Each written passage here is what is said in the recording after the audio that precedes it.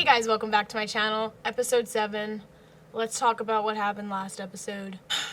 Last episode was really fucking sad, honestly. I needed a couple of hours to recover. I literally was so upset by that episode that I did not want to talk to anybody for the next couple of hours. Athelstan, I really resonated with him the entire time that he was on the show, not in the fact that he was conflicted between two religions, but just the fact that he was conflicted at all, you know, between two things. His indecisiveness ended up being his downfall. I think Floki was jealous of him for a really, really long time, and it just finally built up and was unleashed. I don't know how I feel. I don't really have a lot of thoughts other than the fact that I'm really sad about it. I don't know how Lady Judith is gonna feel about this. She's probably gonna be really upset. She's going through kind of a shitty time too. So I don't know how King Ayla's gonna respond to what happened to her. She almost got her friggin' other ear cut off. She got one ear cut off, so now she has one ear. She is one ear down. I don't know how King Ayla's gonna respond to what happened to her. Not gonna be good. What is gonna happen this episode? It's called Paris this episode, so I assume that they're gonna go to Paris. They've been talking about Paris for a couple of episodes now. Athelstan's been talking about, just everybody's been talking about friggin' Paris. So hopefully they go to Paris. I don't know what's gonna happen. I guess I'll talk to you guys after the episode. Let's get right into it. Oh wow, that's a look. That's a bold look.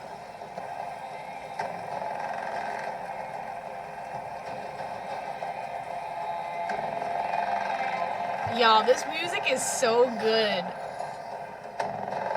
I'm so sorry, but the score for this show is fucking awesome.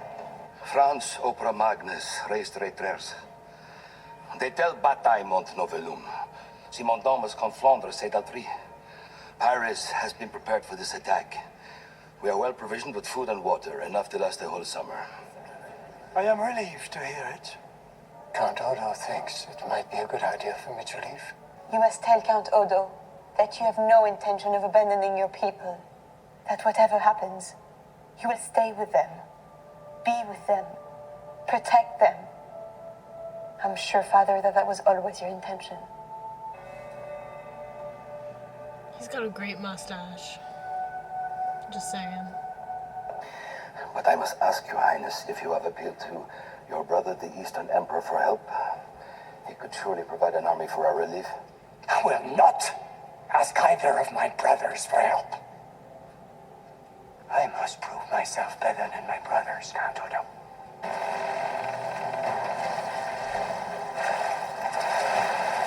Let's go, boys. Let's go.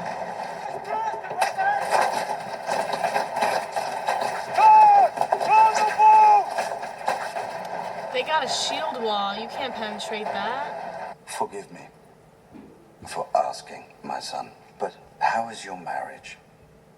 It's a marriage. It is hard to forget what happened, and I try hard to forgive. Judith is King Ayla's daughter. What does she think of her father? And what would she think if we decided to overthrow him? You would really do that? Of course. I just wondered how upset your wife would be. Pretty fucking upset, I imagine. Ayla is your ally and your friend. Oh no, not my friend. I don't have any friends. Yikes. It's better that way. I wonder how he is. Who? Athelstan. That name again. Why must you forever bring him to mind? For when I think of that filthy apostate, it reminds me how my wife whored with him, and how much more she should have suffered for it. This is not to do with you, Father. This is between me and this Jezebel. This harlot! Athelstan, I wish he was here with us. Since you carry his cross, he still is here with us. He would have been useful. We will manage without him. Who is this? He sent nobles with Queen Kwenthrith to look after our interests in Mercia. The Queen repudiated the contract she signed with us. She wants to rule alone. She tried to kill all of us that were sent to safeguard the interests of Wessex. She is quite mad. Speak no more. I want you to know, Floki, that I need you. Now more than ever, I have always believed in you. That is why Okay. I want you to be in command of this raid. Wow. Now, we all want to know. The king, my oldest friend, has asked me to take command. I will lead an assault on the tower and the gates of the city. We will attack the gates together. I said I would lead the assault. We may need the tools Erlander made. I will make that decision if and when we need to make it. I trust old Karls to make it. I don't think you were listening. Go off. At the same time as the attack at the gates, there will also be a riverborne attack. In which case, Floki, you'll be responsible for constructing whatever it is we need to scale these walls. Now, don't you worry about me, Rollo. I will make something truly astonishing. Just wait and see. Whether she is Viking or not Viking is not important. What is important is that you love and nurture her. For if you are fortunate, she will grow up healthy and give you grandchildren to be proud of. Björn will be much happier and better off without me. That is not true. It is what I believe. It is a very selfish thing to believe. Freya will comfort you as she comforts me. I'm starting to like Auslog. We women bear heavy burdens. You must go to Mercia and persuade Queen Kwenthrith that her interests and ours are one and the same. She has killed 6 of our nobles. Yes. That is certainly unfortunate. And she ought to be punished. What kind of a world do we live in when the friends of our friends kill our friends?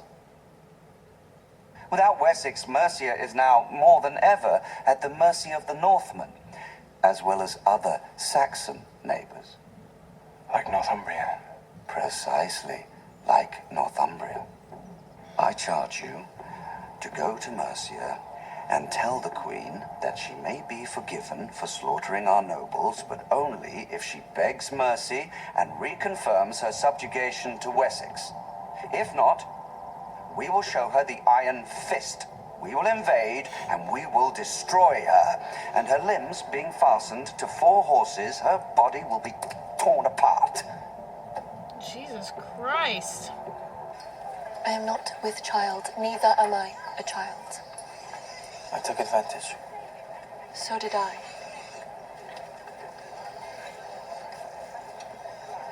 This is for you. What's that? Nothing. Let me see. No. You're hurting me. It's fata good for you. Oh. Fuck you. What a douche. There is nowhere I would rather be than here, in Paris, beside you, in your hour of need. Nice. You may rely upon me to do everything possible to persuade the people of our ultimate victory. Even your presence in the city, Princess, helps them to believe in that. My hope is that once I have successfully managed the defense of Paris and the defeat of the Northmen and gained a new and high reputation, you will look again at my proposal. If you save Paris, I will forever be in your debt.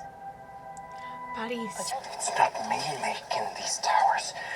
It's the gods using my poor hands. Do you know why? It's because I gave them a great sacrifice. I appeased them. I delighted them. I filled them with joy. Do you know what I did, Helga? I killed Athelstan.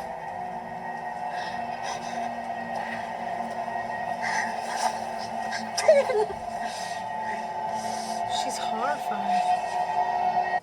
Athelstan helped me to translate them. Don't ask. We may never know, Lukanawi, what the gods plan for you and me.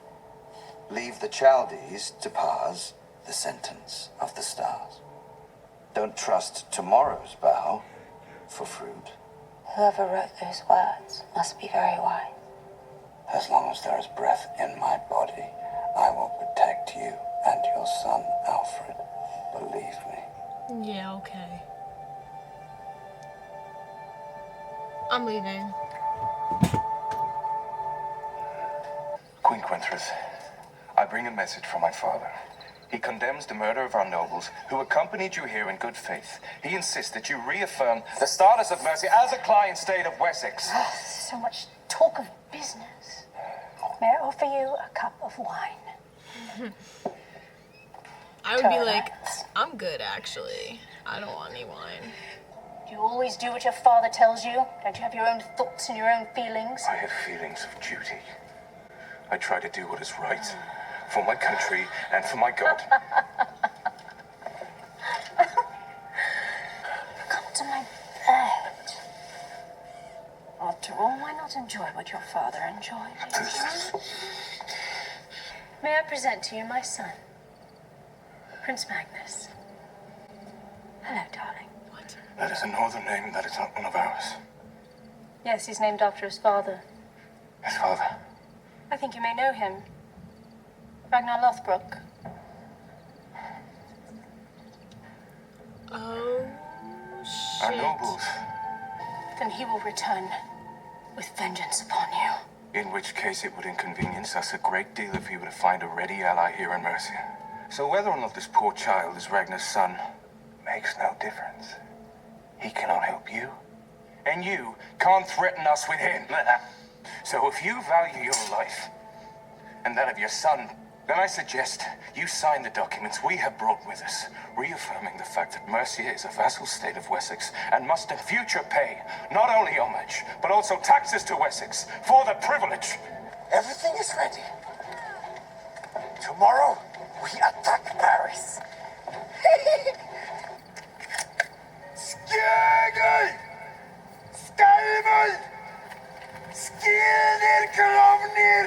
Skjegel! I have the chills.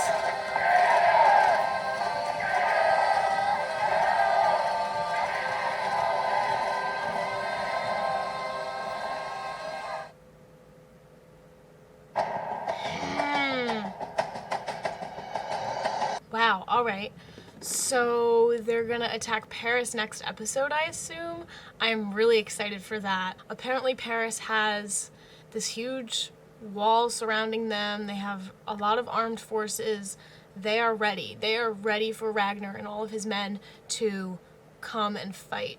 So I don't know how that battle is going to play out. I really don't know. I assume that it's going to happen next episode, though. I figured this episode out of all episodes that they would attack Paris, but I guess they had to gear up before they have to go attack. So Floki's going to get a lot of esteem, a lot of glory, because he was the one that made the weapons, I guess.